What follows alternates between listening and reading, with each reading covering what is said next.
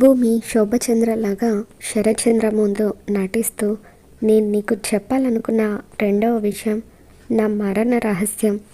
నేను ఎందుకు చనిపోయానో, ఎవరి వల్ల చనిపోయానో, ఎలా చనిపోయానో ఖచ్చితంగా నీకు చెప్తాను అంటూ భూమి అపూర్వ గురించి నిజాన్ని బయట పెడుతూ ఉంటుంది. ఇక దాంతో అపూర్వకు ఆ రోజున ఫ్యాక్టరీలో శోభచంద్రను కట్టిపడేయడం, బతికుండగానే తనను ఆ ఫ్యాక్టరీలోనే కాలి బూడిదయ్యేలాగా చేయడం, ఇవన్నీ కూడా గుర్తొచ్చి టెన్షన్ పడుతూ ఉంటుంది.